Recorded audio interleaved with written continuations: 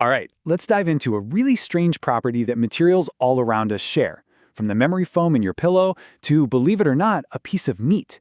It's a phenomenon that's happening constantly, but it's so slow, it's pretty much invisible to the naked eye. So, what is the connection here? It sounds kind of like the setup for a weird joke, right?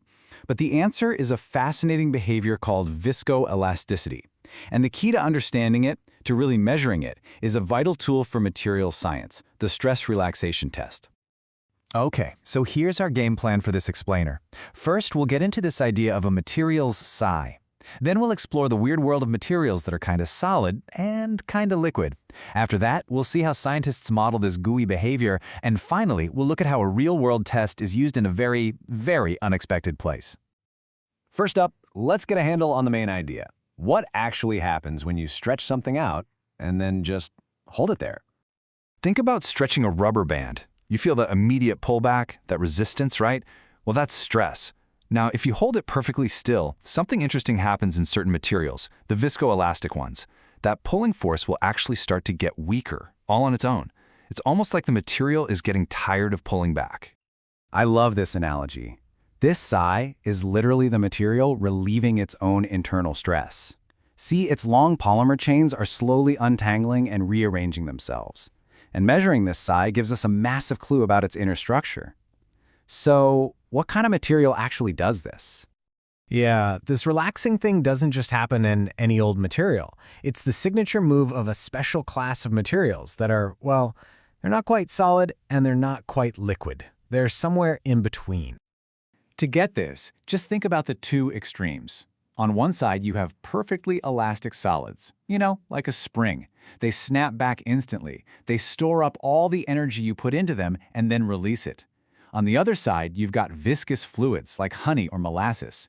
They don't bounce back at all. They just flow, and all that energy gets lost as heat. Viscoelastic materials are the amazing hybrid of those two. They've got a bit of that springy bounce back, but they've also got a bit of that slow, honey-like flow.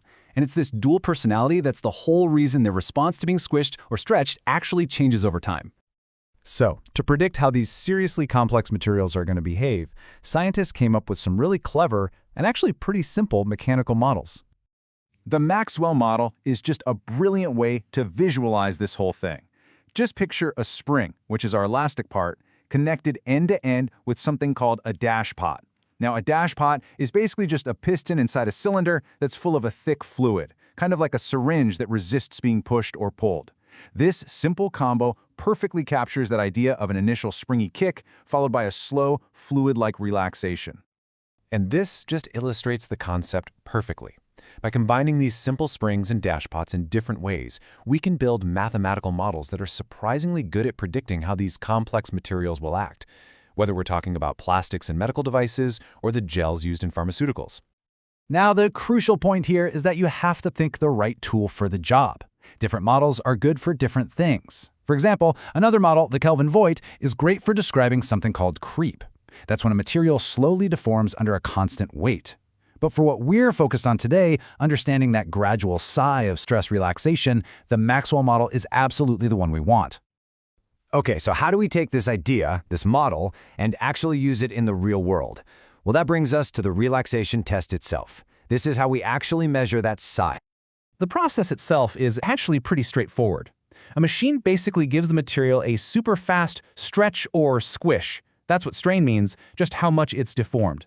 Then, the machine holds it at that exact position, and a sensor just watches. It measures the force the material is pushing back with as it slowly relaxes over time.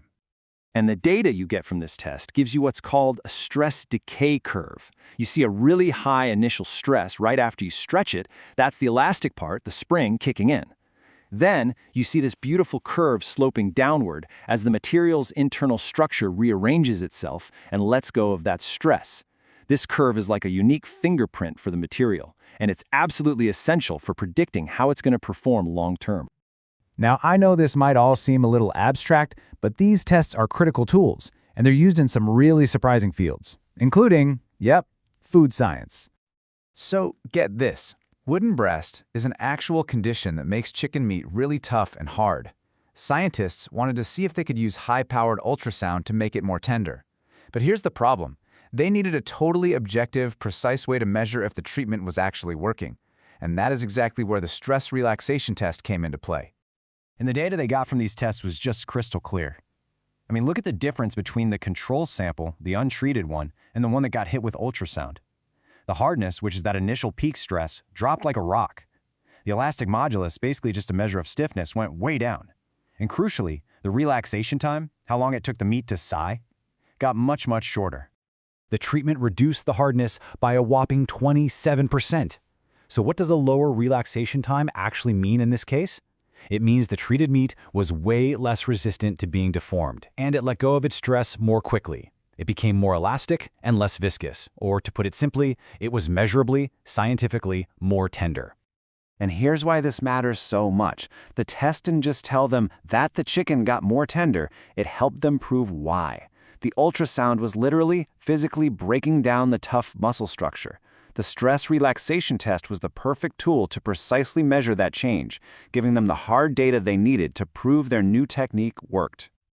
So, think about it. From the foam in the chair you're sitting on, to the plastic parts in your phone that have to hold their shape for years, to the rubber seals that keep things from leaking, all around us, viscoelastic materials are constantly, quietly sighing and relaxing in response to the world.